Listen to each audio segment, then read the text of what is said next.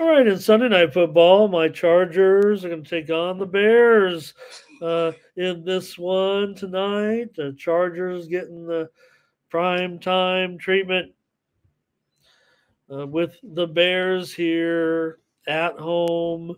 Big favorite. You don't want the Chargers as a big favorite. I don't, right? I mean, who does? Who wants the Chargers to roll somebody? Come on, against the bag boy? Bag boy, what you gonna do when he bring your touchdowns? Come on, man, the bag boy. This is his first NFL road start. He's 1-0 as a starter. Uh, record-setting quarterback, Division Two. So we're all about the bag boy. Everybody really down on uh, the Bears' new quarterback, at least for this, for now. And who knows? Maybe he will. Maybe this man has been lost. For some reason, whatever reason, he did not, become a. Maybe it was his size. Never was a Division 1 football player, but he set all the records in Division 2. He won the biggest awards in the division. So why couldn't he go on? This is professional football. And what happens is this one reason why you see such a cross section sometimes. Not everybody's from Alabama and SC, Texas, and the NFL. You do have a mishmash of players from different levels and different sector. Some that, linemen that, you know, played at smaller schools just because that's the way it is. And when you get into the professional setting, it changes things for people, or their skills become enhanced because they're playing around other professionals. Sometimes you're brought down to a level. All right, let's see what you guys are already cranking up here on some of these. Uh, thank you, Thomas. Hi, James. Pleasure to have you. Well, James, if you were gonna start with your first $20 and new to sports betting, I don't know, what your goals are. What do you need from that $20? Do you have? Are you going to buy a $20 pizza tonight, but you'd like a $30 pizza instead, or do you have the $20 and you wanted to buy pizza for your family and friends, but you don't mind if didn't have the $20 and didn't buy pizza for your family and friends and maybe had no money to buy yourself a pizza. So there's two different there's different trains of thought, James, as far as how to do sports betting.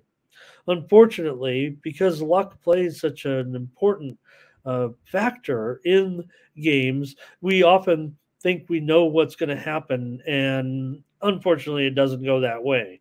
The bounce of the ball, the referee's call, or just a bad break or two can, you know, change things. So if you were looking to take that $20 and maybe have $100 by the end of the season, I think a more sound strategy of taking, um, you know, uh, e- teams that maybe would be expected to win, uh, uh, and get a small return on that investment, possibly. But you didn't want to lose that $20 in just one day. So what I probably would end up doing is taking my $20 and placing as many as uh, 10 $2 bets on the teams that maybe that I'm reporting to you here on this show. Uh, Maybe you could go through a few of my videos and just divide that up. I don't believe that your best strategy here is to take that $20 and put it on one team, for example. I want this money to last us. I want to try to grow this money and making it an income type of money. Because obviously, if you had $20 here and you could increase that by 10% by the end of the day, that would be pretty solid, really, in the big picture. Although we're talking just a small amount, in comparison to maybe what people might be doing that are watching this channel. Like I said, one man's pittance is another man's fortune.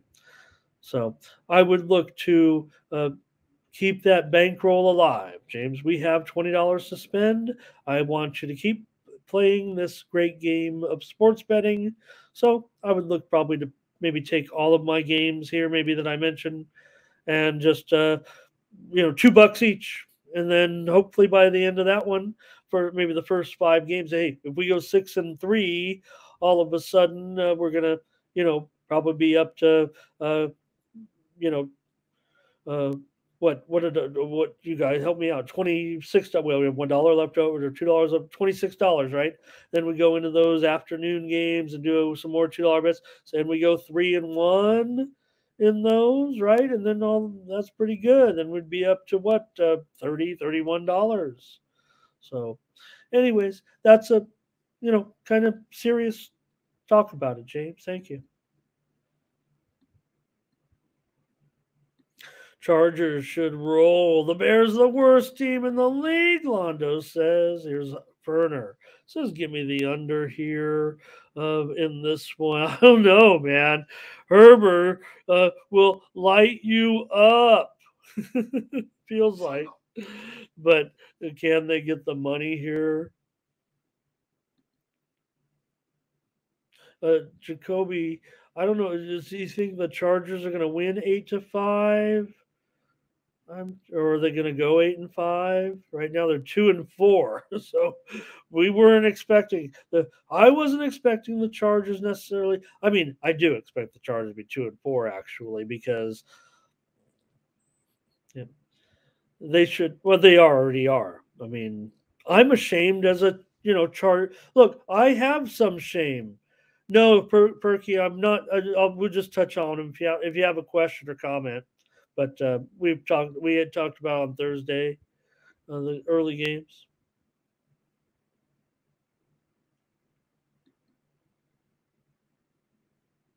You know, no, that's I. And look, this guy knows what he's doing, right? Here's another thing. This guy knows what he's doing out there, right? He's got the support of everybody, right? He obviously looks pretty popular with his team already. I don't know if necessarily nobody on the team likes Justin Field. I don't think that's the case at all. But all right, Derek wants the points. I'm taking the points. Of course, I'm taking the points. Come on. I'm not laying any points with the Chargers ever at this point. They can barely win a game, and you think they're going to be able to cover? The Bears are 2-5. Chargers are 2-4. Sure, Chargers are favored at Chargers are at home, but they're when they say Chargers going to charge or stuff like that, that's what we're talking about. The team is you know the problems are underlying throughout the whole organization. Practically impossible for them to cover to do anything right in the long term uh, to a certain extent, and cover a spread. Probably should save it for a premium, but just want to I hope they. I'm a Chargers fan. I mean, you guys. Some people like teams. Hi, Peasy. And still, I do great. Like I said, great suggestions on but I can't take somebody else's. I was going to go with that. I'm trying to come up with my own name of my play of the day. Ramon Scott. Everybody's got some kind of catchphrase. It seems like I can't come up with one. If he wants a $20 yeah, look, I mean, if you're a $20 lock, I guess I could recommend just taking any one of these games, and I don't have a lock. Just take a pick and put it on there and hope for the best. Remember, we're all realistic in here, knowing that we're just trying. If we can get 55, 56, 58, 59% of our wins, we'll do it. But like I said, if I'm like sitting there and I've got $20 and I'm like, man, I really could, I really need $30 tonight. and I'm, trying to figure it right. I'm a sports bettor, and that's the only way I know how to do it. I can't go get a job. I can't invest this tonight. I've got one game, and I got a $2 favorite on like Sunday Night Football. I'm probably gonna, even if though like we don't want to lay a $2 favorite money line, right? We already know. We don't. Probably gonna do it. I'm probably gonna go like I need $30 by tonight. I've got a $2 favorite in Monday Night Football. It's my last $20. I need $30. Probably just gonna go put it on the $2 favorite and root for the best. And if I lose, well, what's the, I'm already gonna be sleeping on the curb tonight. So, all right.